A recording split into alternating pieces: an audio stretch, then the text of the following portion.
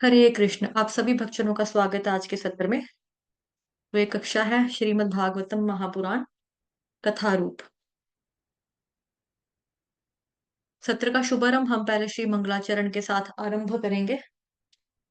ओम अज्ञानतिमिरान्धस्य ज्ञानाञ्जनशलाकया चक्षुरुन्मिलितं येन तस्मै श्रीगुरुवे नमः।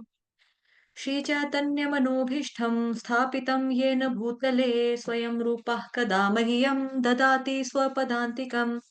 वन्देऽहं श्रीगुरोः श्रीयुतपदकमलं श्रीगुरून् वैष्णवांश्च श्रीरूपं साग्रजातं सहगण रघुनाथान्वितं तं सजीवम् साद्वैतं सावधूतं परिजनसहितं कृष्णचैतन्यदेवम् श्रीराधाकृष्णपादान् सहगण ललिता श्रीविशाखान्वितांश्च नमः ॐ विष्णुपादाय कृष्णप्रेष्ठाय भूतले श्रीमते भक्ति वेदान्त स्वामिन् इति नामिने नमस्ते सारस्वते देवे गौरवाणी प्रचारिणे निर्विशेष शून्यवादी पाश्चात्य देशतारिणे नमो महावदान्याय कृष्ण प्रेम प्रदायते कृष्णाय कृष्ण चैतन्य नाम्ने गोत्विषे नमः। हे कृष्ण करुणा सिंधो दीनबंधो जगतपते गोपेश गोपिका कांत श्री राधा कांत नमोस्तुते तप्त कांचन गौरांगी श्री राधे वृंदावनेश्वरी वृषभानुसुते देवी प्रणमामि हरिप्रिये वाञ्छाकल्पतरुभ्यश्च कृपा सिन्धुभयेव च पतितानां पावनेभ्यो वैष्णवेभ्यो नमो नमः। जय श्री कृष्ण चैतन्य प्रभु नित्यानंद श्री अद्वैत गदाधर श्री वासादि गौर भक्त वृंद। हरे कृष्ण कृष्ण कृष्ण हरे हरे हरे राम राम राम हरे हरे। हरे कृष्ण कृष्ण कृष्ण हरे हरे हरे राम राम राम हरे हरे। हरे कृष्ण कृष्ण कृष्ण हरे हरे हरे राम राम राम हरे हरे। ओम नमो भगवते वासुदेवाय। ओम नमो भगवते वासुदेवाय। ओम नमो भगवते वासुदेवाय। नारायणं नमस्कृत्य नरं चैव नरोत्तमम् देवीं सरस्वतीं व्यासन् ततो जयमुदीरये।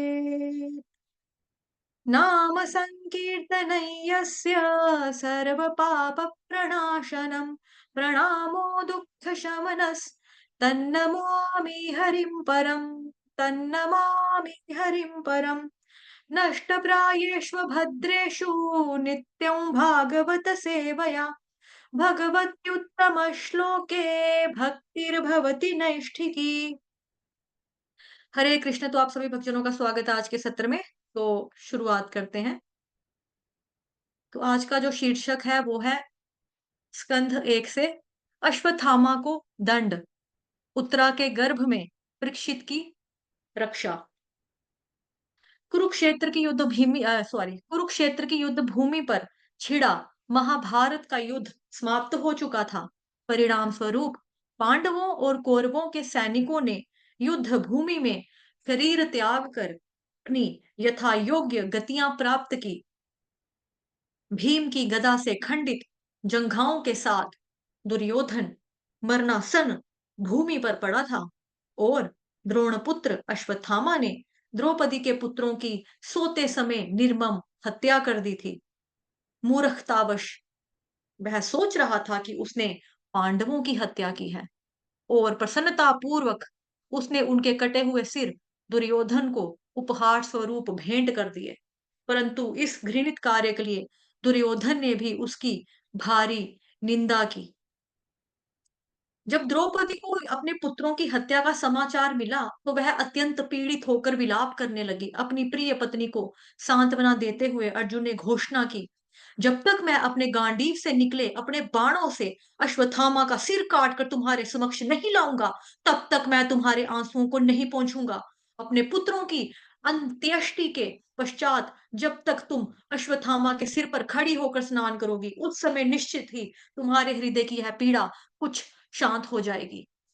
वीरता भरे अपने वचनों से द्रौपदी को सांत्वना देने के बाद अर्जुन ने अपना कवच पहना और अस्त्र शस्त्रों के साथ लैस होकर अपने रथ पर सवार हो गया। भगवान श्री कृष्ण ने अपने प्रिय मित्र के घोड़ों की लगाम संभाली और वे दोनों उस ब्राह्मण पुत्र की खोज में निकल पड़े। दूर से आते हुए अर्जुन को देखकर अश्वत्थामा ने अपने घोड़ों की गति बढ़ा ली, किंतु कुछ समय पश्चात उसके घोड़े थक गए और अंततः अपने बचाव का अन्य कोई चारा ना देखते हुए अश्वत्थामा ने अपना चूक ब्रह्मास्त्र निकाला। आचमन करने के पश्चात अश्वत्थामा उस अस्त्र को छोड़ने के लिए मंत्रों का उच्चारण करने लगा, परंतु उसे वापस कैसे खींचना है, उसे इस विद्या का ज्ञान नहीं था। ब्रह्मास्त्र के छूटते ही समस्त दिशाएं तीव्र प्रकाश से आलोकित हो उठी। इस गंभीर स्थिति को देखते हुए भयभीत अर्जुन ने श्री कृष्ण से कहा, हे नाथ, आप परम भगवान हैं। केवल आप ही अपने भक्तों के हृदयों को अभय प्रदान करने में सक्षम है। जरा देखिए, यह अद्भुत तेज किस प्रकार समस्त दिशाओं को निगले जा रहा है। भगवान श्री कृष्ण ने उत्तर दिया, मृत्यु के भय से अश्वत्थामा ने ब्रह्मास्त्र का सहारा लिया है। यह प्रचंड अग्निमय प्रकाश उसी के द्वारा छोड़ा है। इस ब्रह्मास्त्र के भीषण तेज और गर्मी को एक अन्य ब्रह्मास्त्र ही निरस्त कर सकता है।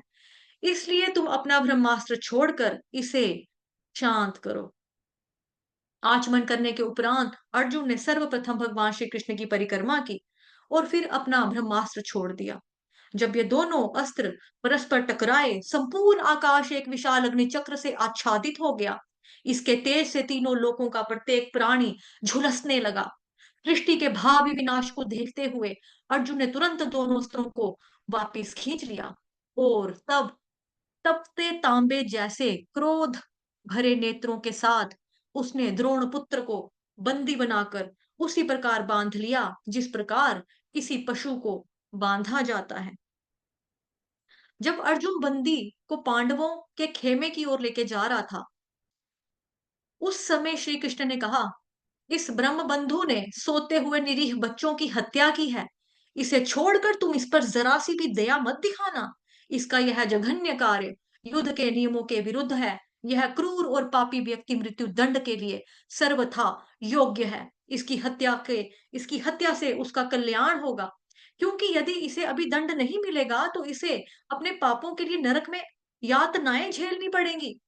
अर्जुन, स्मरण रखो कि तुमने द्रौपदी को वचन दिया है कि तुम अपने परिजनों की हत्यारे का वध करोगे। यद्यपि श्री कृष्ण अर्जुन की परीक्षा ले रहे थे, अर्जुन अश्वत्थामा को मारना नहीं चाहते थे। अपने खेमे पर पहुंचकर अर्जुन बंदी अश्वत्थामा को द्रौपदी के सम्मुख लाए, जो अभी तक अपने मृत पुत्रों के लिए विलाप कर रही थी।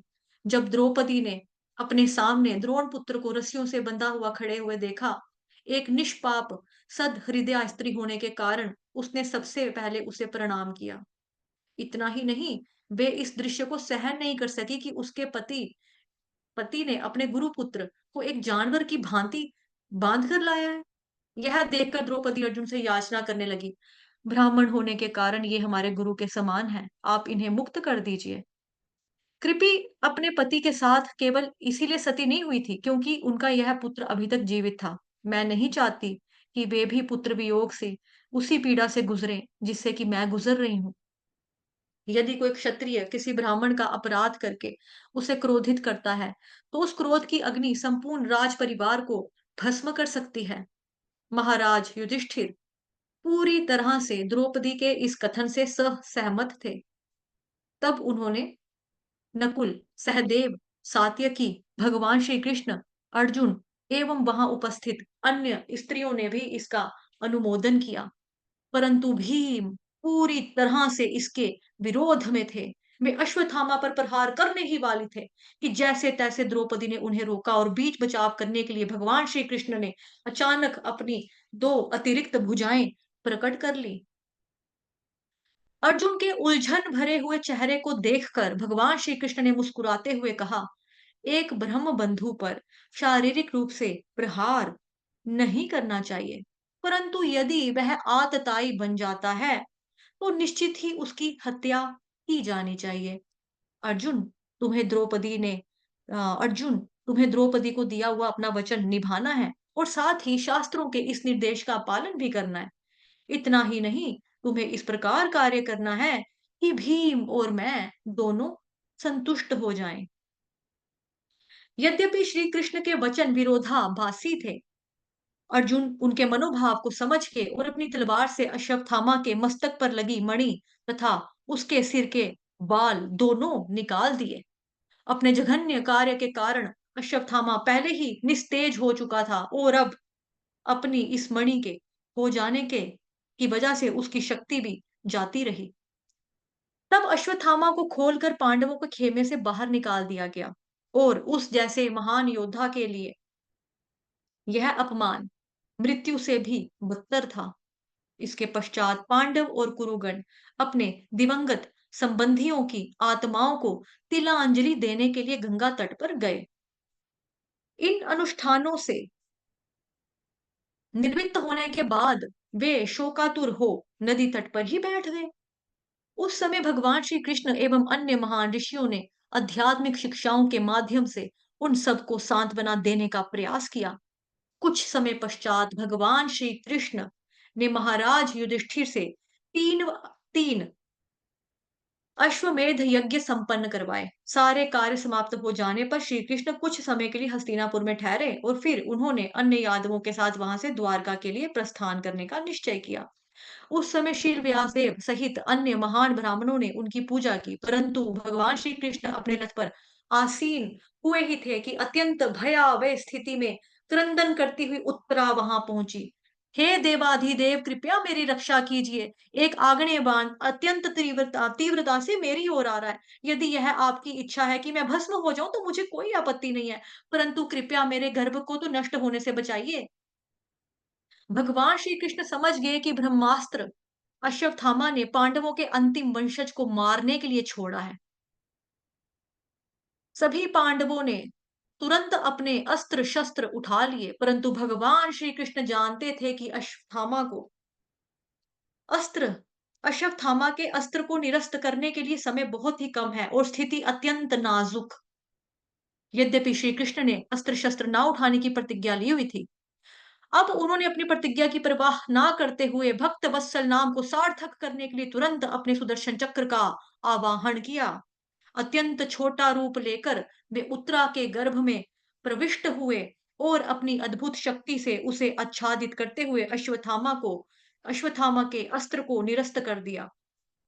तो जहां तक अभी तक हमने पढ़ा है, इसमें क्या हुआ था कि अ, जो दुर्योधन था उसको जब चीर के रख दिया था ना भीमसेन ने, तो वो मरने ही वाला था, मतलब कि तो अब उसको अश्वत्थामा सोचता है कि ये मेरा बेस्ट फ्रेंड है, इसको खुश कैसे करूं। तो उसने खुश करने के लिए क्या किया कि बच्चों की खोपड़ी जो थी वो मतलब कि बच्चों को कत्ल किया, मारा और उनकी खोपड़ियां लेकर चला गया उसके पास, दुर्योधन के पास जाकर बोलता है कि ये ले पांडवों के खोपड़ियां लेकर आया हूं, उनके सिर में काट के लाया हूं, ये उनकी हैं, तू खुश हो जा।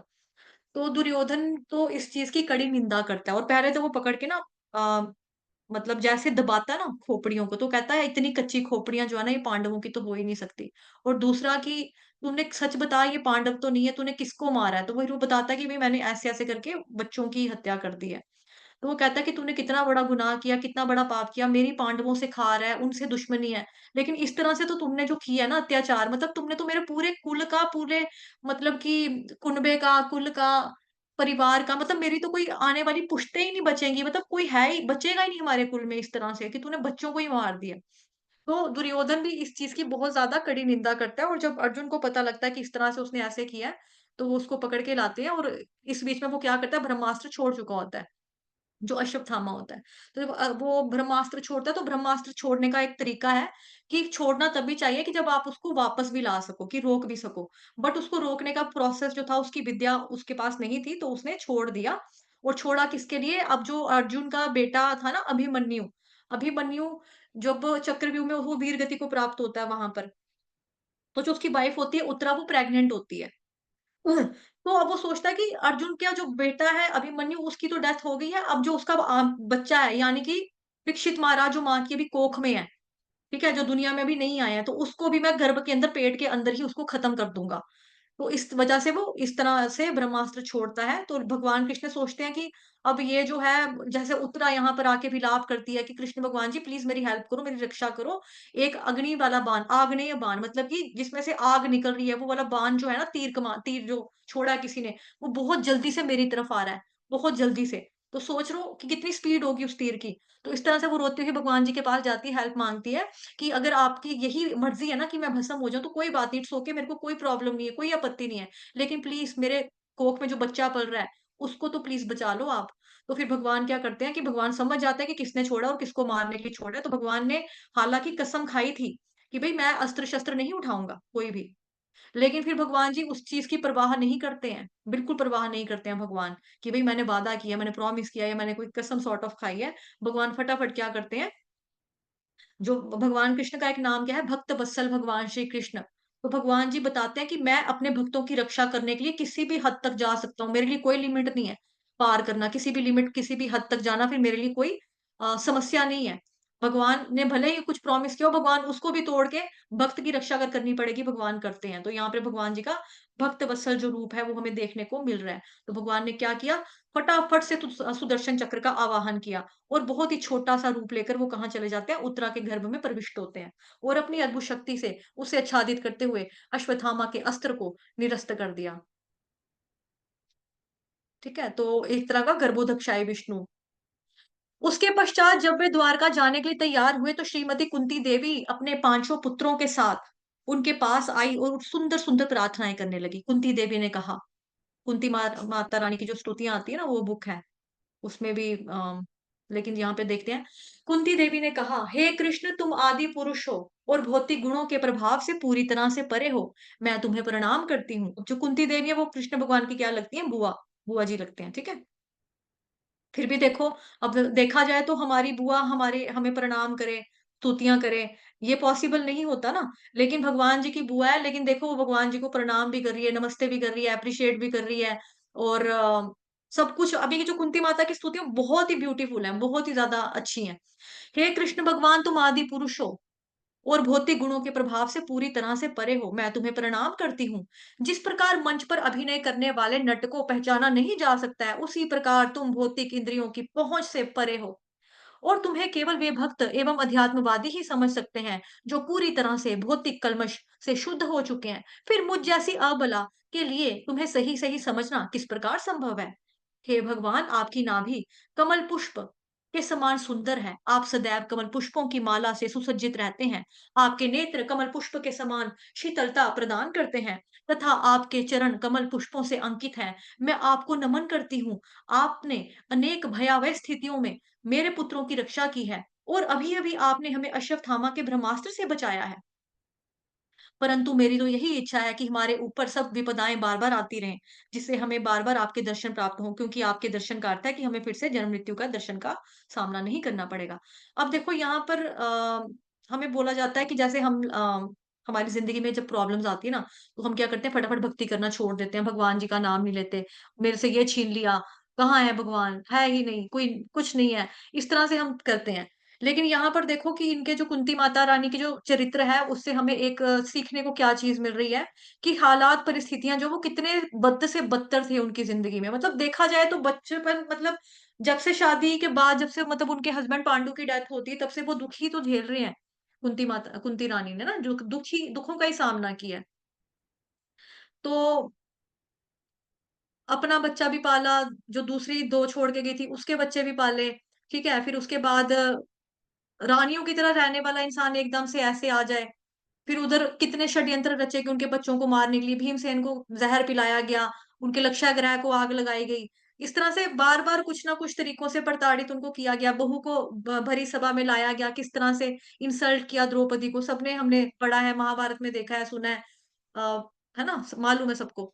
तो फिर भी कुंती रानी क्या बोल रही हैं कि भगवान कृष्ण, मैं आपको प्रणाम करती हूँ। जिस तरह से मंच पर अभिनय करने वाले नट को पहचाना नहीं जा सकता। अब जैसे क्या होता है कि जैसे हम फ़िल्म देखते हैं, फ़िल्म में अमिताभ बच्चन है, अमिताभ बच्चन ने कुली का रोल किया, अमिताभ बच्चन ने बादशाह का रोल किया, शहंशाह का रोल किया, इस तरह से। तो लेकिन उनकी एक अपनी पर्सनल आइडेंटिटी है कि वो अमिताभ बच्चन हैं। ऐसे ही कृष्ण भगवान जो यहाँ पे साफ बता रहे हैं कि आप जब यहाँ पे आते हैं, आपका जो प्राकट्य होता है ना, तो लोगों को भले ही जो भी लगता है, या कुछ कोई आपको व्यक्ति मानता होगा, कोई बच्चा मानता होगा, कोई कुछ मानता है, लेकिन एक तरह से आप क्या करते हो, आपकी कोई रियल वास्तविक पहचान तो है पूर्ण रूप में, वो क्या है, पूर्ण पुरुषोत्तम भगवान श्री कृष्ण आप हैं। तो जिस तरह से हम एक एक्टर को नहीं पहचान सकते जब वो एक्टिंग कर रहा होता है, उसी तरह से आप हमारी समझ से परे हो। आप जब यहाँ पर आते हो तो एक तरह का आप एक्ट को एक प्ले ही करने के लिए आप आते हैं। आपको कौन समझ सकता है इस चीज को? केवल आपके जो भक्त हैं वही आपको समझ सकते हैं। और वो वाले भक्त कौन से हैं? जो भौतिक कल्मश से पूरी तरह से शुद्ध हो चुके हैं, पूरी तरह से शुद्ध हो चुके हैं। तो भौतिक कल्मशों से हमें शुद्ध होना चाहिए। भक्ति रसामृत सिंधु ग्रंथ का श्लोक, पहले खंड का पहले अध्याय का 12वां श्लोक। सर्वोपाधि विनिर्मुक्तम तत्परत्वेन निर्मलम ऋषिकेण ऋषिकेश सेवनम भक्ति रुच्यते। कि भौतिक कल्मश से शुद्ध होना बहुत ज्यादा जरूरी है हमारा। अगर नहीं है, अगर हम अभी तक नहीं हुए तो हम नहीं समझ पाएंगे। तो फिर भगवान जी को आगे वो कहते हैं, फिर मुझ जैसी अबला किस तरह से आपको सही सही समझ पाएगी, किस तरह से पॉसिबल है? नहीं समझ सकती हूँ भगवान कृष्ण में आपको। आज तो देखो वो इतना स्टार्टिंग में ही इतना बता दिया उन्होंने भगवान जी के बारे में, इतना वर्णन कर दिया, फिर भी बोल रही है कि तब भी मैं आपको नहीं समझ सकती हूँ। हे भगवान, आपकी नाभि कमल पुष्प के समान सुंदर है। तो जैसा कि हम जानते हैं कि भगवान जी की बॉडी, उनकी तुलना जो है चरणों की तुलना चरण कमल ऐसे की जाती है, लोटस फीट है ना, लोटस बॉडी, लोटस हैंड, इस तरह से की जाती है, क्योंकि उससे ज्यादा सॉफ्ट हमने कुछ अपनी भौतिक जिंदगी में देखा ही नहीं है, इसलिए। अदरवाइज जो है, एक कमल का फूल जो है वो भौतिक जगत में है, तो हम उसके साथ भी तुलना जो करना है ना, एक सही बात नहीं है कि भगवान जी की हम तुलना करें कि कमल के फूल से। बट हमने उससे सुंदर, उससे कोमल चीज देखी नहीं ना, इसलिए यहाँ पे बार बार बताया जाता है हमारे शास्त्रों में कि मतलब कि भगवान इतने सॉफ्ट है, इतने सॉफ्ट है कि जैसे होते हैं ना छोटे बेबीज होते हैं कभी, या कोई बहुत ही ओल्ड इंसान होता है, बुढ़ा, बिल्कुल बूढ़ा व्यक्ति, अगर आप उसके गाल के अंदर उंगली डालोगे ना तो उसकी गाल दब जाएगी, आपकी उंगली से उसकी गाल में ना टोया पड़ जाएगा। टोया को क्या बोलते हैं? पंजाबी बैठा हुआ इधर भी निकला, माता जी हैं। टोया मतलब डिम्पल सॉर्ट ऑफ, मतलब गड्ढा। ठीक है, एक तरह का गड्ढा पड़ जाएगा। तो इतने सॉफ्ट भगवान जी बताया जाता है भगवान जी को, इतने वो है मतलब नरम। तो भगवान जी को आके वो कह रहे हैं कि आपने मुश्किल से मुश्किल स्थिति में हर समय मेरा साथ दिया है, मेरी आपने हेल्प की है, मेरे बच्चों की रक्षा की है। अभी अभी तो जस्ट आपने देखो अश्वत्थामा के प्रकोप से, ब्रह्मास्त्र से बचाया है, और मेरे मतलब है ना, मेरे पोते को, पोता ही लगा उनका। तो मेरी ये इच्छा, अब हम क्या कहते हैं, अब हम प्रैक्टिकली अगर बोले तो हम क्या मांगते हैं भगवान से कि भगवान जी दुख मत देना, कोई दुख नहीं आना चाहिए जिंदगी में। भले ही हम भक्ति में, फिर भी देखो हम कभी नहीं कहेंगे ना, हाँ भगवान जी, हाँ मेरे पापा मर जाएं भगवान जी, कोई चाहेगा ऐसे? कोई भी नहीं कहेगा, कोई भी नहीं कहता। हम क्या कहते हैं? मम्मा पापा का साया भगवान जी हमारे सिर पे हमेशा रखना, मैं भले ही मर जाऊं, मेरे पापा को कभी कभी कुछ मत करना भगवान, कभी कुछ मत करना। हम ऐसे मांगते हैं ना अपने अपनों के लिए। लेकिन देखो यहाँ पर क्या है, उनके साथ क्या क्या कुछ नहीं हुआ है, लेकिन फिर भी वो कह रही है भगवान जी आप मेरे को दुख देते रहना। अब दुख देने का मतलब क्या है? उनके चरित्र का एक बहुत बड़ी चीज हमको सुनने को, समझने को मिल रही है कि क्या कैरेक्टर है कुंती माता रानी का, कि वो बोल रहे हैं जब हमें दुख देते हैं ना, तो दुख में आप हमारा कभी साथ नहीं छोड़ते हो, आप हमसे कभी दूर नहीं होते हो, आप हमेशा हर दुख में आप हमारे साथ चट्टान की तरह आप हमारे साथ खड़े रहे हो, मजबूती के साथ हमारा आपने साथ दिया है। तो जितनी मर्जी हमारे ऊपर विपदाएं आए, तो जब जब विपदाएं हमारे ऊपर आती हैं तब तक आप हमें दर्शन देते हो। और आपके दर्शन का मतलब क्या है? कि हमको जन्म मृत्यु का दर्शन नहीं करना पड़ेगा। मतलब कि ये छोटी मोटी जो प्रॉब्लम्स उनकी जिंदगी में आ रही है, ये तो उस तरह से आ रही है जैसे नॉर्मल इंसान को सर्दी जुकाम, जैसे हर घर में वायरस जो होता है वो आजकल आटा चावल दाल की तरह पहुंच पहुंच जाता है ना, कंप्यूटर के थ्रू जो वायरस आते हैं, आटा चावल दाल की तरह हर घर में कुछ वायरस होते हैं। टॉर्टन करके एक वायरस था, पता नहीं, मैं नहीं, सॉरी पता नहीं क्या नाम था, मेरे को ये नाम याद नहीं आ रहा, वो तो हर घर में पहुंच जाता था, ऐसे ही पहुंच जाता था। उसी तरह से बता रहे हैं कि भगवान जी आप हमें हमेशा आप हमारा साथ देते हो। तो मैं ये भी नहीं कहती कि दुख हमारे खत्म कर दो, आपने हमें दुख देने, आप दुख दो हमें, क्योंकि दुख में आप कभी हमें छोड़ते नहीं हो। और आपके दर्शन करने का मतलब क्या है? कि दोबारा हम कभी, वॉइस ब्रेक हुआ था। हरे कृष्णा, कहाँ से हुआ माता जी वॉइस ब्रेक? हरि बोल, हरे कृष्णा। अच्छा, मैं सबको अनम्यूट करती हूँ, 1 मिनट मुझे बता दो। हरे कृष्णा, क्या सभी के लिए मेरी वॉइस ब्रेक हो रही है? क्या आप लोग मुझे सुन पा रहे हैं सही से? नहीं, माता थोड़ा जी हुआ था आपका थोड़ा सा हुआ था, आवाज। हाँ। कहाँ से कटा था? मेरी आवाज कहाँ से रुकी थी माता वो जी? आप कुछ तो बोल रहे थे ना, ये ऐसा नाम, ऐसा कुछ। का एग्जाम। नाम? ज्यादा नहीं, बस 5-10 सेकंड इकट्ठे बस। 10 सेकंड में मतलब लास्ट क्या सुना था आपने? चलिए फिर एडजस्ट करो कि मे भी कुछ वाईफाई में कुछ सिग्नल चेंज हुआ होगा शायद से ना, तो हम्म। उससे हो सकता है। बट कोई बात नहीं, समझ में तो आ गया ना आपको जो मैंने बताया, मतलब हाँ, जो। समझ में तो आ गया। ठीक है माता जी, ठीक है, धन्यवाद। तो वही कह रहे हैं कि जो व्यक्ति भगवान जी के दर्शन करता है, मेरी तो यही इच्छा है कि हमारे ऊपर सब ये सब विपदाएं बार बार आए। अब देखो, एक बार भी नहीं करी, बार बार आए, हमें बार बार आपका दर्शन प्राप्त हो, क्योंकि देखो भगवान जी के ऊपर वो कंप्लीट रूप से सरेंडर है उनका, कि रक्षे कि मतलब कि राखे कृष्ण मारे के, मारे कृष्ण राखे के। तो हमने कल भी शाम वाली क्लास में आई थिंक पढ़ा था ना, अनुकूलस्य प्रतिकूलस्य वर्जनम वाला श्लोक। अनुकूलस्य संकल्प प्रतिकूलस्य वर्जनम रक्षति विश्वासो गोप्तृत्वे वर्णम तथा, है ना, ये पढ़ा था हमने, आत्मनिक्षेप कार्पण्य वाला। तो ये कल हमने चर्चा की थी शाम वाले बैच में। जो लोग अभी शाम को नहीं आए हैं वो चाहें तो शाम वाला, कल वाला वीडियो देख लेना यूट्यूब पे, वहां पे डाला था जी भक्ति विलास का। बिल्कुल माता जी, कल भी हमने चर्चा की थी हरि भक्ति विलास का। ठीक है, तो उस रूप से देखा जाए तो वो पूर्ण रूप से सरेंडर है, उनको कोई फर्क ही नहीं पड़ता। दुख आएंगे तो क्या हुआ, कृष्ण है ना संभालने के लिए, आएंगे। बार बार विपदाएं आ रही है तो कोई बात नहीं, it's okay. Bar bar problems आएंगी, बार बार आप हमें हेल्प करने के लिए आओगे, बार बार हम आपका दर्शन प्राप्त करेंगे, कोई बात नहीं। तो इस तरह से हमें देखो सीखने के लिए कितनी बड़ी चीज मिली है यहाँ पे। हे नाथ, जब तक एक मनुष्य रूप में लीलाएं करते हैं आप, तो उस समय आपके कार्य अत्यंत भ्रामक होते हैं। यद्यपि आपको देखकर स्वयं भय भी भयभीत रहता है, परंतु आप यशोदा मैया के हाथों में छड़ी और आपको बांधने के लिए लाई गई रस्सी देखकर भयभीत हो जाते हैं। निश्चित ही यह हमें भ्रम में डाल देता है। तो जैसे कि हम जानते हैं कृष्ण भगवान जी जैसे भगवान है, उनके अंदर षड ऐश्वर्य है, उसमें से एक क्या है कि वो असीम रूप से शक्तिशाली है। कोई सीमा ही नहीं है कि इतने ज्यादा ताकतवर है, इतने ज्यादा शक्तिशाली है, इतने सारे राक्षसों का भगवान जी ने खात्मा किया है ना। तो लेकिन कहते हैं कि यार ये वाले जो भगवान जी तो देखो इतने ज्यादा हैं कि चाहे वो कालियानाथ का वध हो, चाहे वृतासुर का हो, है ना, चाहे बकासुर का हो, चाहे पूतना वध हो, बड़े सारे राक्षसों का हम देखते हैं टाइम कंस मामा का।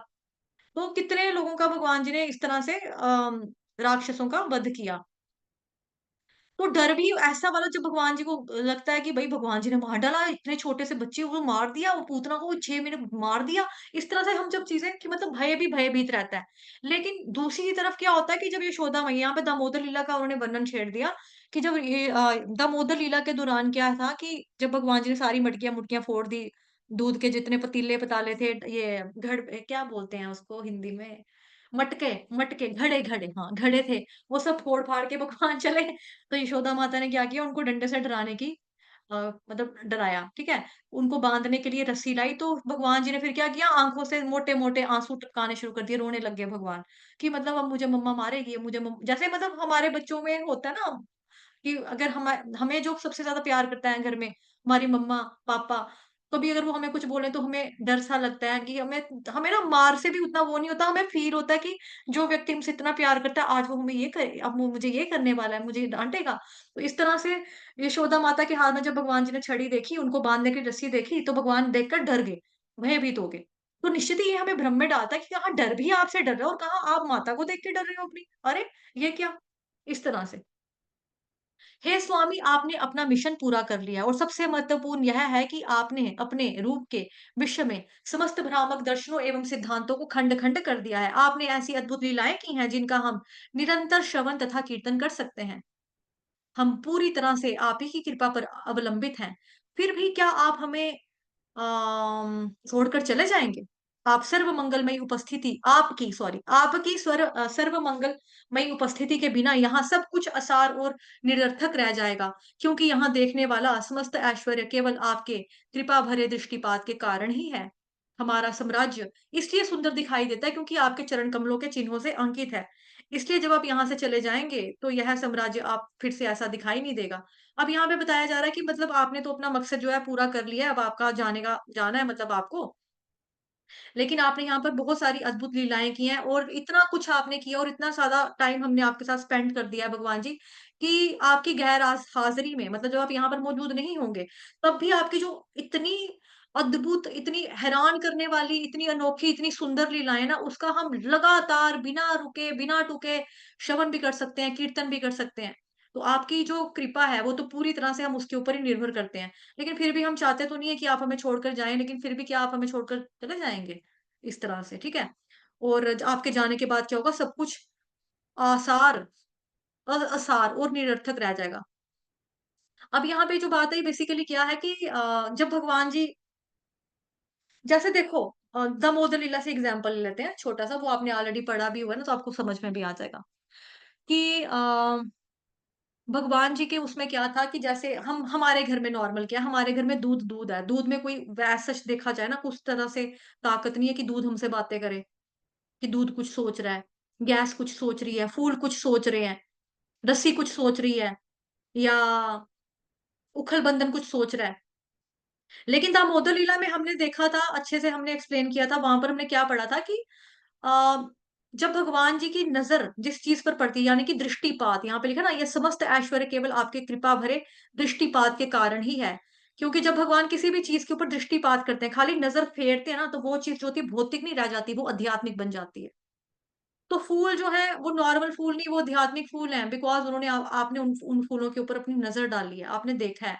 रस्सी जो है, वो आध्यात्मिक है, दूध जो है वो आध्यात्मिक है, जो अग्नि है, जो जिस पतीले में हांडी में माता ने दूध रखा था, वो सब का सब आध्यात्मिक है। जो फूल यशोदा माता ने अपने सिर पे लगाए हुए थे, वो आध्यात्मिक है। मदानी जिससे वो लस्सी रगड़ रही हैं, वो सारे आध्यात्मिक है। क्यों? क्योंकि भगवान जी की नज़र जिस-जिस चीज़ पे पड़ती है ना, दृष्टिपात जब-जब भगवान जिस-जिस चीज़ पर करते हैं, तो वो क्या होता है अ, आध्यात्मिक बन जाता है, वो भौतिक नहीं रहता। तभी यहाँ पे लिखा है कि आपके जाने की वजह से ना सब कुछ निरर्थक हो जाएगा, क्योंकि यहाँ पर दिखने वाला समस्त ऐश्वर्य केवल आपके कृपा भरे दृष्टिपात के कारण ही है। हमारा साम्राज्य इसलिए सुंदर दिखाई देता है क्योंकि यहाँ पर आपके चरण कमलों के चिन्ह हैं, कि मतलब कि आपके चरण कमल यहाँ पर अंकित हैं। आप यहाँ पे मौजूद हैं, आप यहाँ पर खड़े हैं। मतलब आपके आने से रौनक है, आपके जाने के बाद सब कुछ क्या है, उजड़ा चमन है एक तरह से। भौतिक जगत की बात करें तो, भौतिक भाषा में अगर बात करें तो। मतलब आप हैं तो गुले-गुलज़ार, मतलब कि हर जगह बहार ही बहार है, और आप चले गए तो सब कुछ बेकार ही बेकार है। ठीक है? तो इसलिए जब आप यहाँ से चले जाएँगे तो यह साम्राज्य फिर ऐसा दिखाई नहीं देगा। मैं आपसे निवेदन करती हूँ कि आप मेरे पुत्रों और वृष्णिवंशियों के प्रति मेरी आसक्ति को काट दीजिए, जिससे मेरा मन एकाग्र हो और उसी प्रकार आपकी ओर आकर्षित होता रहे, जिस प्रकार गंगा का प्रवाह निरंतर समुद्र की ओर बहता रहता है। श्रीमती कुंती की प्रार्थनाएँ सुनकर भगवान श्री कृष्ण मंद-मंद मुस्कुराने लगे और उनकी वह मुस्कुराहट उनकी योग शक्ति के समान ही मंत्रमुग्ध करने वाली थी। जब भगवान ने अन्य स्त्रियों को अपने प्रस्थान का समाचार देने के लिए हस्तिनापुर के महल में प्रवेश किया, उस समय महाराज युधिष्ठिर ने भगवान श्री कृष्ण को रोक लिया और प्रेम पूर्वक कुछ और समय वहां बिताने का आग्रह करने लगे। यद्यपि श्री व्यासदेव सहित अनेक महान ऋषियों तथा स्वयं भगवान श्री कृष्ण ने अपनी शिक्षाओं से महाराज युधिष्ठिर को सांत्वना देने का प्रयास किया था, दुखी राजा अभी तक अशांत थे। ठीक, अपने मित्रों, क्योंकि दुखी राजा, जो कुछ भी घटना घटी थी महाभारत के युद्ध के दौरान, जैसे जो भी हत्याएं वगैरह हुई, जो बच्चे जैसे मारे गए, ठीक है, जिस तरह से वो ब्रह्मास्त्र का चलो बच गया, लेकिन दुख तो होता है ना। फील हो रहा था उनको कि यार इतना नुकसान हो गया, जनहानि, इतने मर गए, घर के बच्चे मर गए हमारे। इस तरह से उनको फील हो रहा था, वो शांत थे, जो कुछ भी उनके साथ घटनाएं घटी थी कुछ दिनों पहले। तो अपने मित्रों एवं संबंधियों की मृत्यु से विह्वल, हाँ, यहाँ आएगी लिखाई है। तो क्यों क्यों था वो दुखी राजा, युधिष्ठिर राजा क्यों दुखी और अशांत थे? अपने फ्रेंड्स की डेथ की वजह से, रिलेटिव्स की डेथ की वजह से। विह्वल युधिष्ठिर एक साधारण भौतिकतावादी व्यक्ति के समान शोक कर रहे थे, कि वो भी एक नॉर्मल ह्यूमन बीइंग की तरह अपने आप को प्रेज़ेंट कर रहे थे कि मेरे को बहुत दुःख लग रहा है, इस तरह से। राजा ने शोक व्यक्त करते हुए कहा, "ओह! मैंने स्वयं कितनी दयनीय नीति को आमंत्रित किया है, मुझसे अधिक पापी इस संसार में कौन होगा? स्वयं राजा बनने के लिए मैं करोड़ों लोगों की मृत्यु का कारण बन गया। यदि मैं लाखों वर्षों तक भी प्रायश्चित क्यों ना करूँ, फिर भी मैं अपनी भावी नारकीय पीड़ाओं से बच नहीं सकता हूँ। मैंने कितने पतियों, पुत्रों, पिताओं एवं भाइयों का वध किया है। इस प्रकार स्त्रियों के प्रति मैंने जो अपराध किए हैं, उनसे मुक्त होने के लिए मुझे कोई उपाय नहीं दिखाई दे रहा है।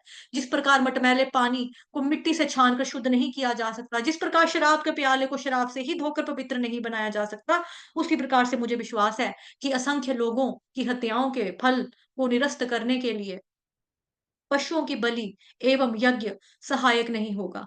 अब महाराज युधिष्ठिर जो है ना, वो भी एक बहुत ही अच्छे गुणवान चरित्र वाले व्यक्ति हैं, ठीक है? तो वहाँ यहाँ पर वो क्या कह रहे हैं कि मतलब अगर मैंने जुआ नहीं खेला होता, इतनी बड़ी बात नहीं होती, ना ये होता, ना वो होता, ना ऐसा होता, ना वैसा होता, ना लड़ाई होती, ना इतने लोग मरते, ना मैं उनकी मौत का भागी बनता। अब युद्ध में क्या है कि स्त्रियाँ तो लड़ने के लिए नहीं जा रही हैं, आदमी जाती है लड़ने के लिए, है ना? वीर पुरुष ही जाते हैं, यानी कि किसी का हस्बैंड गया, किसी का बेटा गया, किसी के फादर गए, किसी के भाई गए। तो जो लोग ये सारे के सारे रिश्ते किसके साथ है? स्त्री का ही भाई होगा, पति होगा, पुत्र होगा, पापा होंगे, अ, बेटा होगा। तो मैंने लेडीज़ के प्रति जो अपराध कर दिया है, जो स्त्रियों के प्रति मैंने अपराध कर दिया है, उसके साथ मैं कैसे छुटकारा पाऊँगा? मैं कैसे मुक्त होऊँगा? मेरे को कोई भी उपाय नज़र नहीं आ रहा और यहाँ पे 2 उपमाएँ बता दी हैं कि जिस तरह से मटमैले पानी को मिट्टी से छान कर शुद्ध नहीं किया जा सकता। कि पानी क्या है, पहले से ही मिट्टी वाला पानी है। उसको हम सोचे कि मिट्टी से इसको छानेंगे तो शुद्ध हो जाएगा, क्लीन हो जाएगा, तो नहीं हो सकता। जिस तरह से शराब के प्याले को शराब से धोकर पवित्र नहीं किया जा सकता, कि मतलब कोई सोचे कि शराब भी लिक्विड है, ठीक है? और जो हमने बर्तन धोना है वो लिक्विड से धोना है, तो पानी भी लिक्विड ही है एक तरह का, चाहे पानी से धो, चाहे शराब से धो, तो क्या वो पवित्र हो सकता है? नहीं हो सकता है ना? क्योंकि पानी जो है वही शुद्ध होता है, वही पवित्र होता है। उसी तरह से मुझे विश्वास है कि असंख्य लोगों की हत्याओं का जो फल जो है, को निरस्त करने के लिए चाहे मैं पशुओं की बलि चढ़ा दूँ, खुश करने के लिए, चाहे मैं यज्ञ कितने भी यज्ञ कर लूँ, बट जो लोगों की मृत्यु हुई है मेरी वजह से, जिसका मौत का जो मैं कारण बना हूँ इस तरह से, मुझे नहीं लगता कि मेरा ये जो पाप है ना, ये किसी तरह से ये पश्चाताप करके भी खत्म होगा या कम होगा। इस तरह से महाराज युधिष्ठिर जो है वो पश्चाताप करते हैं, आत्मग्लानि में वो एक तरह का जल रहे हैं, मतलब कि इस तरह से। महाराज युधिष्ठिर को उपदेश, अब ये भगवान जी को युधिष्ठिर महाराज ने भी बता दिया, कुंती माता रानी ने जो बता दिया। अब जो युधिष्ठिर महाराज हैं, जो कि इतने सारे लोगों की मृत्यु के बाद से बड़े दुखी हैं। तो महाराज युधिष्ठिर को भगवान श्री कृष्ण ने क्या उपदेश दिया, और साथ ही हम पढ़ेंगे कि भीष्म पितामह का देह त्याग, जो कि पहले स्कंद का ही हिस्सा है, यहाँ से पढ़ेंगे। भगवान श्री कृष्ण युधिष्ठिर महाराज के हृदय में परमात्मा के रूप में विराजमान थे, और वे चाहते तो उन्हें शिक्षाएं देकर सरलता से शांत कर सकते थे। परंतु श्री कृष्ण चाहते थे कि युधिष्ठिर को वे शिक्षाएं मृत्यु शैया पर लेटे हुए भीष्म पितामह के द्वारा मिले, और इसलिए सब लोगों द्वारा सांत्वना दिए जाने पर भी महाराज युधिष्ठिर का मन शांत नहीं हो पा रहा था। तो भीष्म पितामह जैसे कुंती माता की शिक्षाएं आती ना, ऐसे भीष्म पितामह ने भी स्तुतियां की हैं कृष्ण भगवान की। तो वो भी बहुत ही ब्यूटीफुल है, श्रीमद् भागवतम महापुराण में वो भी बहुत सुंदर सुंदर सुंदर है बहुत। हम्म, हम्म। इस कार्य द्वारा भगवान अपने शुद्ध भक्त भीष्म का गुणगान करना चाहते थे, जिससे आने वाले समय में सब कह पाए कि जो कार्य स्वयं भगवान नहीं कर पाए वह भीष्म पितामह ने कर दिया। श्री कृष्ण पांडवों के प्रति भीष्म के अगाध धनुष वाला, ठीक है, अगाध स्नेह से भली भांति परिचित थे। मतलब बेपनाह प्यार किया था भीष्म पितामह ने पांडवों से, बहुत बहुत मोहब्बत थी उनको। भीष्म देव को आनंद प्रदान करने के लिए श्री कृष्ण महाराज युधिष्ठिर की अगुवाई में एक विशाल राजसी जुलूस के साथ युद्ध भूमि पर पहुंचे, जिससे पितामह अपने प्रिय पुत्रों की समृद्धि को देखकर प्रसन्न हो सकें। इस प्रकार व्यासदेव एवं धौम्य जैसे अनेक ब्राह्मणों एवं ऋषियों के साथ भगवान श्री कृष्ण एवं पांडवगण युद्ध भूमि में उस स्थान पर पहुंचे जहां पर पितामह भीष्मशैया पर लेटे थे। अब ये जो चीज यहाँ पे बताई जा रही है ना, वो ऑलरेडी आपको भगवत गीता में मैंने बताया हुआ है, तो उसके बारे में हम चर्चा नहीं करेंगे। ठीक है, कि क्या पाठ है, कहाँ से था, क्या था, और क्या उनकी प्रतिज्ञा थी? अगर भीष्म पितामह इतना ज़्यादा प्यार करते थे, तो फिर क्यों उन्होंने हेल्प नहीं की थी? क्यों साथ नहीं दिया था जब द्रौपदी का भ भरी सभा में बेइज़्ज़ती हो रही थी? तो क्यों ये द्रोणाचार्य चुप थे? क्यों भीष्म पितामह चुप थे? ये आपको ऑलरेडी भगवत गीता की कक्षा में ना सुबह वाली क्लास में बताया हुआ है। तो वापस से इस पे चर्चा करके अपना समय जो है इस पे हम बचाने की पूरी कोशिश करूँगी। इसके ऊपर समय नहीं लगाएँगे हम, ठीक है? आप लोगों को मालूम है। फिर आ गया जी उम इस समागम के दर्शन तथा भावी चर्चा को सुनने के लिए वहां पहले से ही शील नारद मुनि, शील सुखदेव गोस्वामी और परशुराम सहित अनेक ब्रह्म ऋषि, देव ऋषि और राज ऋषि उपस्थित थे। अपने रथों से उतरकर भगवान श्री कृष्ण और पांडवों ने पितामह के चरणों पर नमन किया। उन्हें देखकर देखकर भीष्मदेव ने अत्यंत शिष्टता पूर्वक सबका अभिवादन किया और पूरे आदर सम्मान के साथ परम भगवान श्री कृष्ण की पूजा की। अपने निकट शोकातुर पांडवों को चुप बैठा देखकर भीष्मदेव स्नेह की भावनाओं से द्रवीभूत हो गए। अब जो ये भी आपको मैंने आपको बताया था क्लास में, एक छोटा-सा रिमाइंडर दे रही हूँ कि जो भीष्म पितामह हैं और जो साथ ही द्रोणाचार्य थे, इन दोनों व्यक्तियों को ना इच्छा मृत्यु का वरदान था। ये चाहे तो जब चाहे थे ये मतलब अपने प्राण त्याग सकते थे। अब इतने ज़्यादा बाणशैया मतलब कि बाणशैया क्या मतलब इतने तीर मार दिए कि तीर का बेड ही बन गया और बेड के ऊपर वो लेटे हुए हैं भीष्म पितामह। महाभारत में भी देखा हमने, है ना? और फ़ोटोज़ में भी देखा है, शास्त्रों में जो बुक्स हम पढ़ते हैं वहाँ पे भी हमने तस्वीर देखी है कि कैसे वो बेड ही पूरा बिस्तरा ही बना दिया था एक तरह का तीर मार-मार के। और ये भी हमने देखा था कि एक बार इनको बहुत प्यास लगी थी तो पुत्र प्यास लगी तो अर्जुन ने ज़मीन के में तीर मारकर उनको पानी मतलब गंगा प्रकट करके प्यास बुझाई थी भीष्म पितामह की। तो भीष्म पितामह जी जो हैं, बताया जा रहा है कि अ, अपने निकट शोकातुर पांडवों को चुप बैठा देखकर भीष्मदेव स्नेह की भावनाओं से द्रवीभूत हो गए कि फील तो था क्योंकि अर्जुन का जैसे हम देखते हैं कि पहले अध्याय में उसने साफ बता दिया था कि भगवान ने जब उसको लेकर गए थे दोनों सेनाओं के बीच में मध्य में रथ को जब खड़ा किया था तभी वो अपनी कमजोरी थी। भीष्म पितामह उसकी कमजोरी थी। साथ ही गुरु द्रोणाचार्य की भी मेरे टीचर है, मुझे पढ़ाया, मुझे सिखाया है, तो मैं कैसे इनके ऊपर अटैक करूं, कैसे प्रहार करूं, कैसे मतलब तीर चलाऊं, मैं नहीं चला सकता। इस तरह से वो कैसे वो थे, प्रेम की वजह से थे ना, एक कमज़ोरी थी उनकी। तो जिस तरह से जब भीष्म पितामह ने देखा कि बेचारे जो पांडव हैं सारे चुप हुए हैं, बच्चे हमारे चुप हैं सारे, तो उनको क्या हुआ भीष्म देव का जो स्नेह था ना वो और ज़्यादा उमड़ पड़ा, स्नेह की भावनाओं से द्रवीभूत हो गए। और जैसे ही उन्होंने कुछ कहना चाहा, उनकी आँखें आँसुओं से भर उठी। क्योंकि बच्चों को भी पता है अब ये जाने वाले हैं, भीष्म पितामह ने भी जाना है, लेकिन वो फिर भी नहीं जा रहे हैं, क्यों? क्योंकि कृष्ण चाहिए ना, कृष्ण भगवान जब तक नहीं आएँगे सामने, तो कैसे प्राण त्यागेंगे? तो ये भी एक भगवान जी की लीला है सारा, तो एनीवेज़ हम अपनी स्टोरी कंटिन्यू करते हैं। भीष्म जानते थे कि महाराज युधिष्ठिर महाभारत युद्ध में हुए भीषण हत्याकांड से अत्यंत व्यथित हैं। इसलिए उनकी ओर देखते हुए उन्होंने कहना आरंभ किया, ओह! तुम जैसी भद्र आत्माओं को भी अपनी माता सहित कितने भयावह अन्यायों और अत्याचारों से गुज़रना पड़ा। परंतु चूँकि तुम सदैव परम भगवान ब्राह्मणों द्वारा धर्म द्वारा संरक्षित थे, इसलिए हर बार सुरक्षित बच गए। मेरे मत में जो कुछ भी हुआ है वह अटल काल के नियंत्रण में हुआ है और यह काल भगवान के हाथों में एक यंत्र है। इसलिए अंततः जो कुछ भी हुआ उसमें भगवान की ही इच्छा थी। यहाँ तक कि बड़े-बड़े ऋषि मुनि भी भगवान की योजनाओं को नहीं समझ पाते।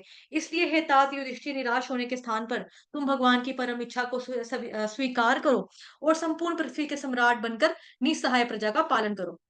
भगवान श्री कृष्ण मूल नारायण है, परंतु चूंकि वे एक मनुष्य का अभिनय कर रहे हैं, तो सेम चीज़ जो कुंती माता रानी ने बोली कि भई आप नट उसके उनके श्लोक में आता है ना नट मतलब कि आप एक्टर एक तरह के, जिस तरह से हम एक्टर को नहीं समझ पाते, उस तरह से हम आपको भी नहीं समझ पाते। तो भले ही आप क्या हैं, आप आप हैं क्या? मूल नारायण हैं, आप भगवान श्री कृष्ण क्या मूल नारायण हैं, लेकिन आप एक तरह का यहाँ पे एक्टिंग एक रोल प्ले कर रहे हैं, मनुष्य का अभिनय कर रहे हैं, मनुष्य का अभिनय कर रहे हैं। इसलिए हम सब उनके कार्यों से भ्रमित हैं। तो भगवान जी की जो इस तरह के जो कार्य थे ना मतलब जैसे यहाँ पे बताया जा रहा है कि कुंती माता रानी ने भी यही बोला कि हम भ्रम में पड़ जाते हैं, हमें समझ नहीं आता कि भय से भी भय भी डर भी आपसे डरता है और कहाँ दूसरी तरफ आप माता के हाथ में डंडा देख के डर जाते हो। आपने रोना शुरू कर देते हो कि जो इतना ज़्यादा शक्तिशाली है वो उसको कोई कैसे डरा सकता है। और यहाँ पे भी बताया जा रहा है कि अ, आपके दिव्य जो कार्य है ना हम उससे भ्रमित हो जाते हैं। और ब्रह्मा जी की उम जो ब्रह्मा जी की स्तुति है ना जो कृष्ण भगवान की उन्होंने की है कि ब्रह्मा जी भी कैसे भ्रम में पड़ गए थे कि जब उन्होंने देखा तो उन्होंने क्या किया कि यार ये भगवान कैसे हो सकता है बच्चों का जूठा खा रहा है कभी बच्चों के लिए घोड़ा बन रहा है कभी हाथी ये हाँ घोड़ा बन रहा है कभी बच्चे उनके लिए घोड़ा बनकर उनकी पीठ के ऊपर वो बैठे हैं और भगवान क्या कर रहे हैं अपने जो बाल गोपाल जो फ्रेंड्स हैं उनके उनके मुंह से उनको बोल रहे हैं आकर तेरे मुंह में क्या है तूने क्या खाया जैसे बच्चे ने आ किया भगवान ने उसके मुंह में उंगली उसके मुँह में हाथ डाल के उसका खाना निकाल के अपने अपने मुँह में डाल लिया। यार ये कौन-सा भगवान है जो जूठा खा रहा है? हैं? ये भगवान है? ये कैसे भगवान है? ये घोड़ा बने हुए हैं अपने भक्तों के लिए और बैट बॉल के ऊपर लड़ रहे हैं और देखो बॉल चली गई है नदी के अंदर तो ब बच्चे बोल रहे हैं जा हमारी बॉल जाके निकाल, हमने नहीं खेलना तेरे साथ, कल से तुझे खिलाएँगे नहीं। ये और भगवान कह रहे हैं नहीं, नहीं मैंने खेलना है, खेलना है। मैं जाता हूँ आपकी बॉल निकाल के लाता हूँ, रुको, रुको मैं जाता हूँ। तो कैसे पानी में चले गए हैं। पता नहीं इतना ऑर्डर को फॉलो कर रहे हैं, गौएं चरा रहे हैं, नंगे पांव चल रहे हैं, भगवान है। तो उनको भी डाउट हो गया था, तो उन्होंने भी क्या किया था, ये भी हमने पढ़ा था कि किस तरह से वो क्या करते हैं, भगवान जी की लाइक जितने भी उनके गांव में आप कह लो, ठीक है, सारी की सारी गहुएं चोरी कर लेते हैं, बछड़े चोरी कर लेते हैं, भगवान जी के फ्रेंड्स को छुपा लेते हैं, अपहरण मतलब कि किडनैप टाइप करके छुपा के रखते हैं। अब वो देखता हूँ कि कृष्ण क्या करता है। तो कृष्ण भगवान ने भी क्या किया, विस्तार कर लिया, और विस्तार करके जिसके घर के बच्चे चोरी हुए थे, उनके घर में वही बच्चे सब रूप बन के पहुंच गए। जिसके घर की गायें चोरी हुई थी, वैसे ही गायें बनकर पहुंच गए। जिसके घर के बछड़े गुमे थे, वैसे ही बछड़े पहुंच गए बनकर। तो इस तरह से वहां पर भी उन्होंने, जो ब्रह्मा जी का एक तरह का ये डाउट था, किस तरह से भगवान ने क्लियर किया। तो फिर ब्रह्मा जी भी पैरों में गिरते हैं कि मेरे से बहुत बड़ा पाप हो गया, मेरे से बहुत बड़ी गलती हो गई कि मैं समझ नहीं पाया आप भगवान थे। तो यही चीज यहाँ पे बताई जा रही है कि लोग भ्रमित हो जाते हैं, बिकॉज आपके कार्य इतने ज्यादा हैरान करने वाले हैं, कंफ्यूज हो जाते हैं कि ये भगवान ये है या ये है, ये मतलब क्या है। ठीक है, भगवान सबके प्रति समान समान रहते हैं, समान। परंतु चूंकि मैं उनका निष्ठावान सेवक हूँ, इसलिए मेरी मृत्यु की इस घड़ी में मुझ पर अपनी विशेष कृपा दिखाने के लिए वे स्वयं यहाँ आए हैं। हे भगवान, मेरी तो बस यही कामना है कि यह शरीर त्याग करते समय मेरे नेत्रों के सम्मुख आपका यह चतुर्भुज रूप प्रकट रहे, जिसमें आपका मैं मुस्कुराता हुआ सुंदर चेहरा उदित होते हुए सूर्य जैसे लालिमा लालिमा युक्त नेत्रों से युक्त है, लालिमा नेत्रों से युक्त है। तो विश्व पितामह कह रहे हैं कि मतलब कि मैं आपका बहुत ही शुक्रगुजार हूँ कि आप खुद यहाँ पर आए हो, आपने मुझके मेरे ऊपर इतना बड़ा एहसान किया, इतना आपने कृपा दिखाई, आप कितने दयालु हैं, कितने कृपालु हैं कि आप खुद देखने के लिए आए हो। तो मैं तो यही चाहता हूँ कि जब मैं अपना शरीर का त्याग करूँ तो अब मेरी नजरों के सामने आपका चेहरा हो, कि आप मेरे सामने मौजूद हो। भीष्मदेव के शांत होने के पश्चात महाराज युधिष्ठिर ने विभिन्न धर्म से सिद्धांतों पर उनसे प्रश्न पूछने आरंभ किए।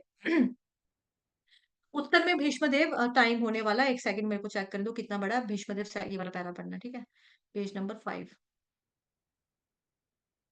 छोटा, ये हम कंप्लीट कर हो जाएगा। हम्म,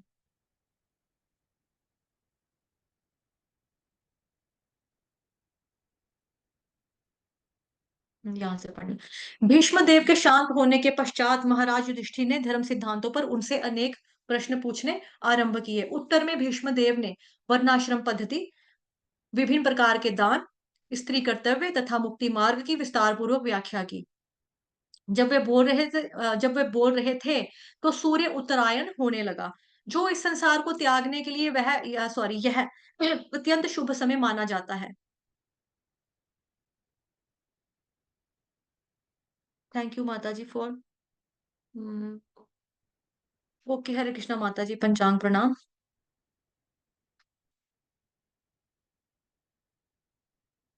माता जी आप क्लास में बनी हुई हैं, तो बुरा मत मानना, इस तरह से मैसेज करके ना थोड़ा सा माइंड डाइवर्ट हो जाता है। तो प्लीज, बहुत ही कोई नेसेसरी चीज हो, जैसे माता जी ने पहले मुझे किया, मानसी माता जी ने, कि आपकी आवाज नहीं आ रही है, थोड़ा सा नेट डीसी हुआ था आई थिंक। नहीं नहीं, सॉरी वाली बात नहीं है, तो प्लीज कोई बात नहीं, इट्स ओके, कोई बात नहीं। उससे क्या होता है कि जो पढ़ाने का एक टोन होता है ना, हमारा एक फ्लो जो चल रहा होता है टीचिंग का, वो थोड़ा ब्रेक हो जाता है, फिर भूल जाती है कि क्या चीज बता रहे थे। वो थोड़ा सा ध्यान डाइवर्ट होता है, क्योंकि देखो मेरा स्तर इतना हाई लेवल वाला नहीं है कि कोई कुछ लिखे तो मैं डिस्टर्ब ना हो या मैं डिस्ट्रैक्ट ना हो। मैं बहुत ही निचली स्तर की डिवोटी हूँ, मतलब डिवोटी कहने के लायक भी नहीं हूँ फिलहाल। तो मैं कुछ भी नहीं हूँ, मतलब नॉर्मल, जो नॉर्मल डिवोटी है ना, उसके पाँव की चरण की धूली भी नहीं हूँ मैं फिलहाल। तो इसलिए मेरे अंदर ये कमी है, ये मेरी अपनी गलती है कि कोई मुझे मैसेज करता है तो मैं डाइवर्ट हो जाती हूँ, ठीक है। तो इट्स ओके।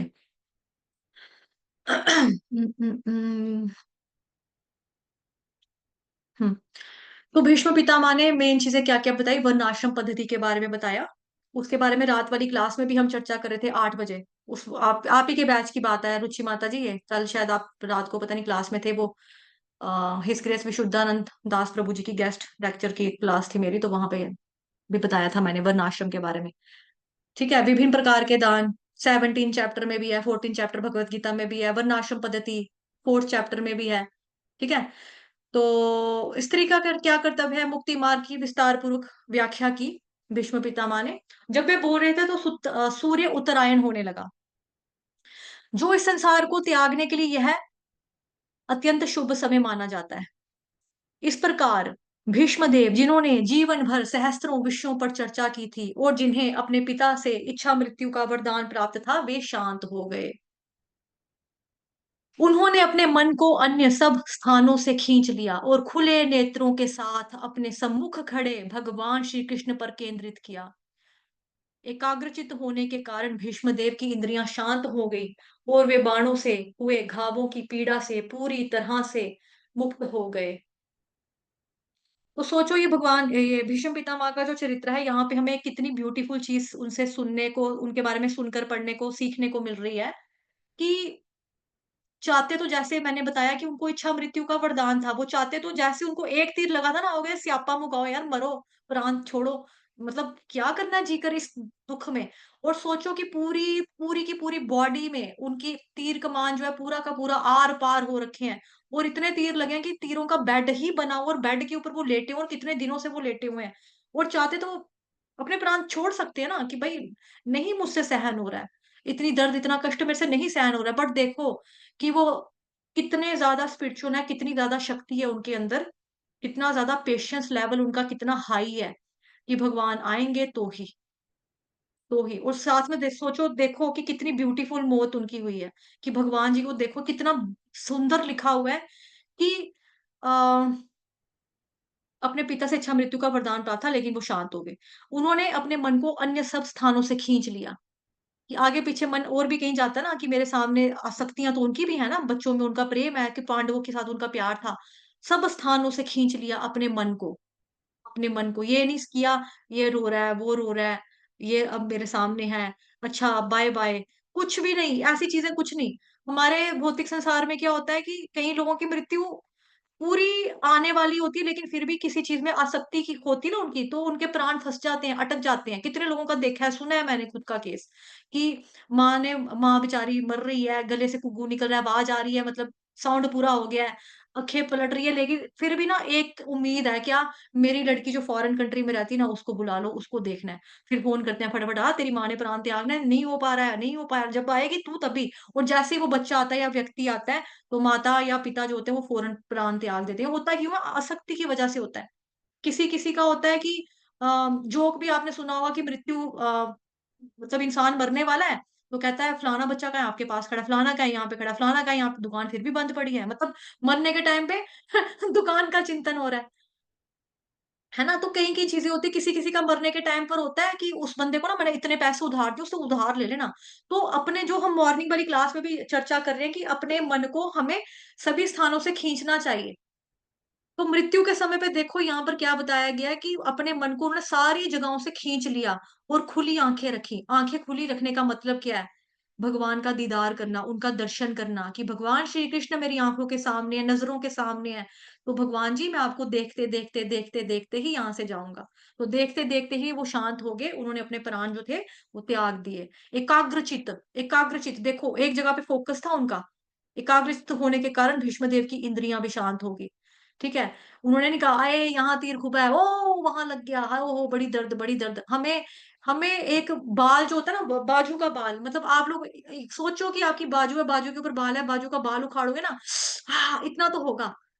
अगर कोई बड़ा ही नाजुक कली होगा तो इतनी जोर जोर से चीखें भी निकल जाएंगी किसी की, कोई पिंच करे, चुंडी मारे, मुक्का मारे, कितना हम वो करते हैं, है ना। तो उनका देखो कितने उनको तीर आर पार हो रखे हैं, खूबे हुए हैं पूरे के पूरे शरीर में, लेकिन फिर भी उन्होंने सारी इंद्रियों को, अपने मन को एक जगह के ऊपर, मतलब इंद्रियों से हटाया, एक जगह पे एकाग्रचित किया, भगवान श्री कृष्ण के ऊपर अपनी आंखें लगा दी, उनको देखते हुए भीष्मदेव ने अपनी इंद्रियां शांत की।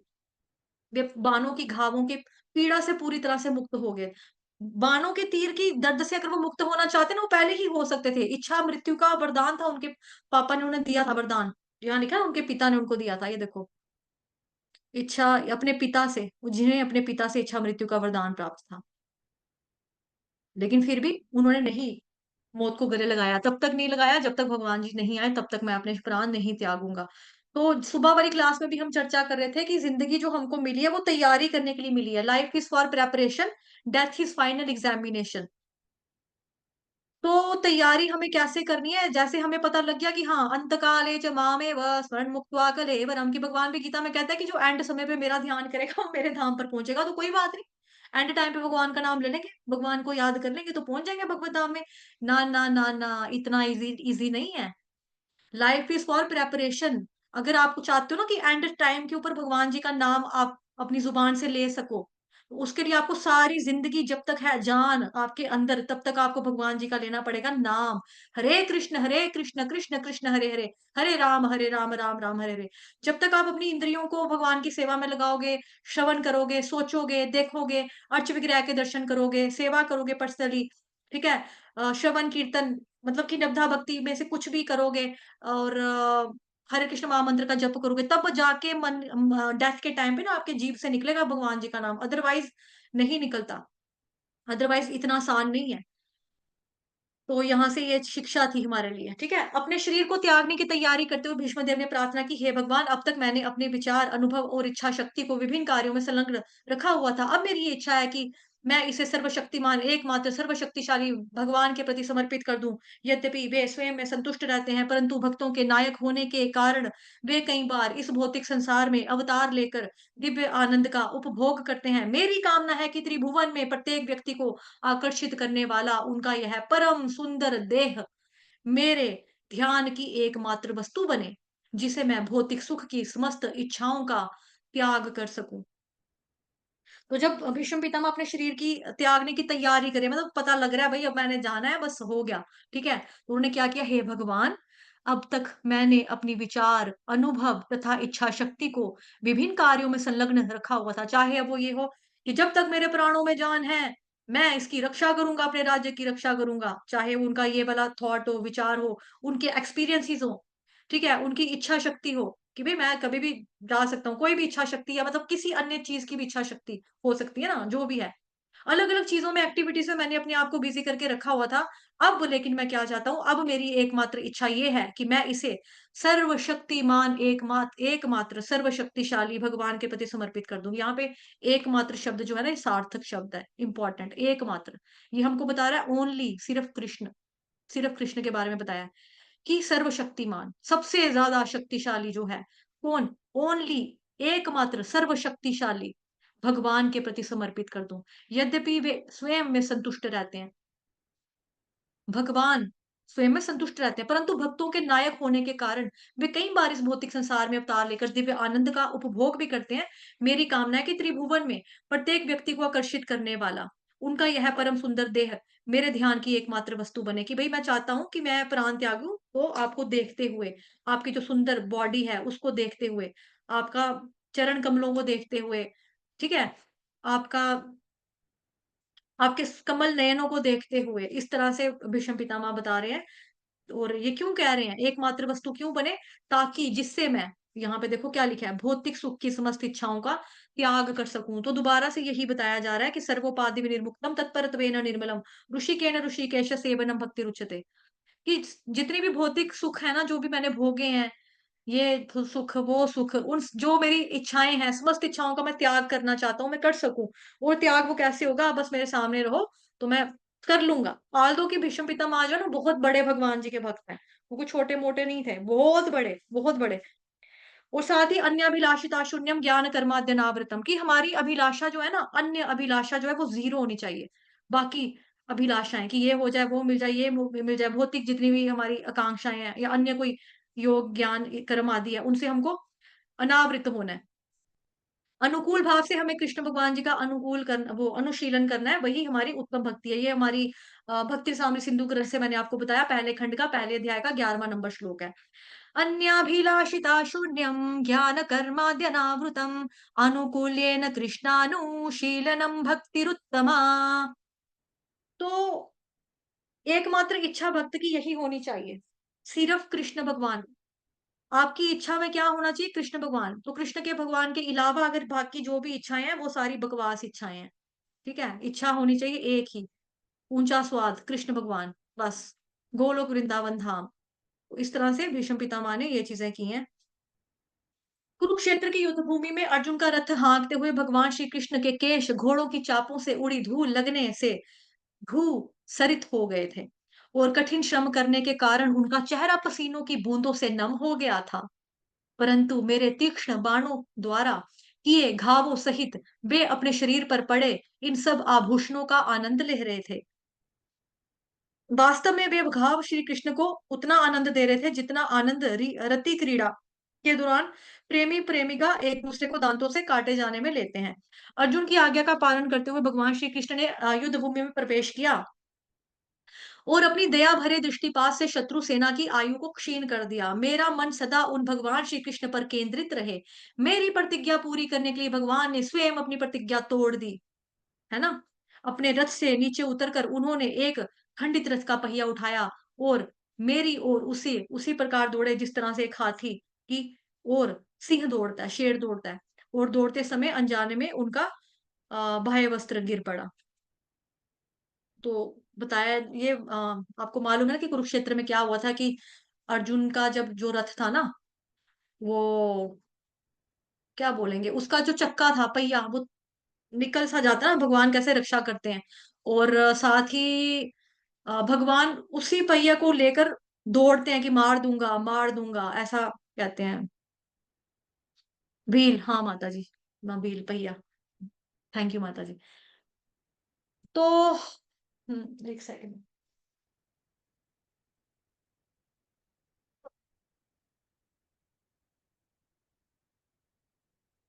तो भगवान जी ने यहाँ पर भी क्या अपना शो किया था, भक्त वत्सल रूप अपना प्रकट किया था कि भाई मैं अपने भक्तों की, भले ही मैंने प्रॉमिस किया लेकिन मेरे भक्त के ऊपर अगर आंच आएगी मैं छोड़ूंगा नहीं, फिर मैं कुछ भी कर सकता हूँ, इस तरह से भगवान ने बताया अपना। दुर्योधन ने यह कहकर मेरी निंदा की थी कि मैं अर्जुन का वध करने में हिचकिचा रहा हूँ।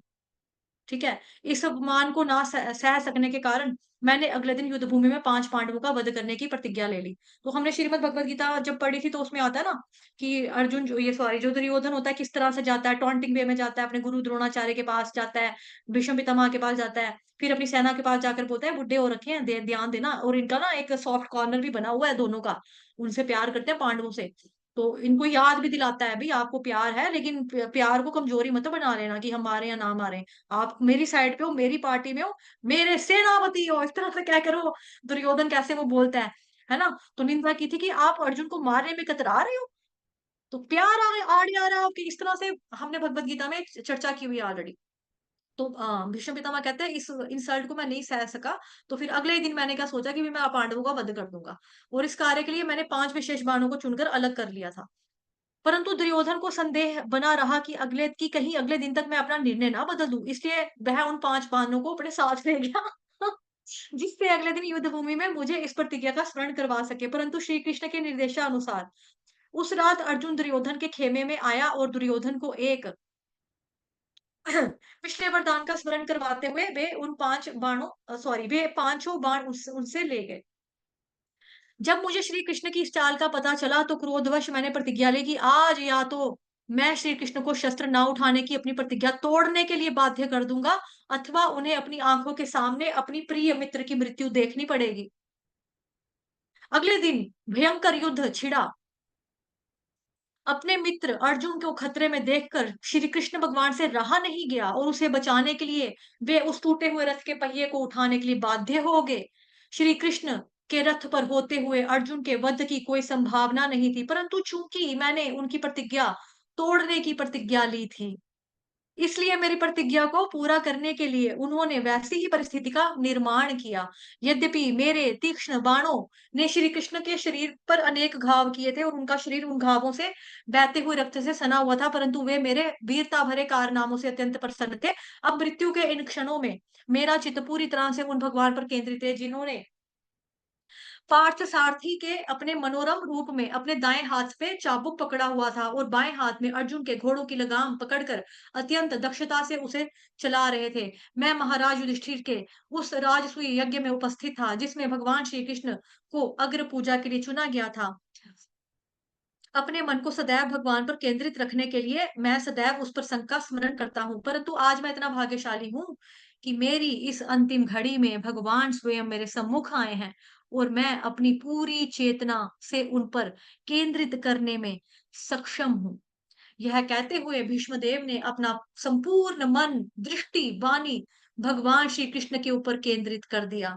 अंततः वे शांत हो गए, उनकी श्वास थम गई।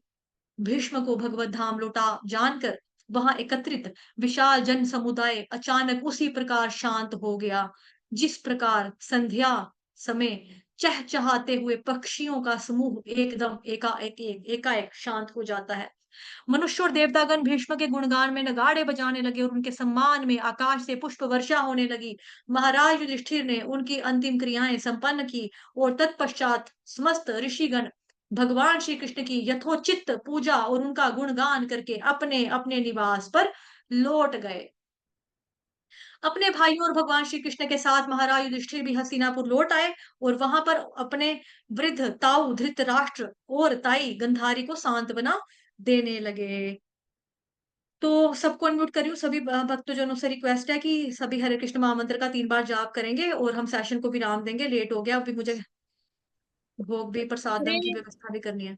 हरे कृष्ण हरे कृष्ण कृष्ण कृष्ण कृष्ण हरे कृष्ण हरे हरे हरे हरे राम हरे हरे राम राम हरे राम राम राम राम हरे राम हरे हरे हरे हरे हरे कृष्ण कृष्ण कृष्ण कृष्ण हरे हरे हरे हरे हरे राम हरे हरे राम राम राम राम राम हरे हरे हरे हरे हरे कृष्ण हरे कृष्ण कृष्ण हरे हरे हरे राम हरे राम राम राम राम हरे राम हरे हरे हरि बोल। माता जी प्लीज हरे आप बोल।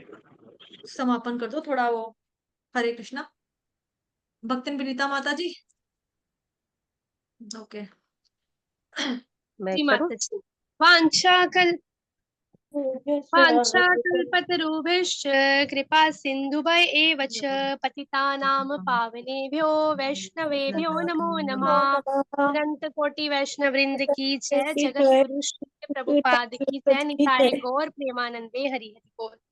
धन्यवाद।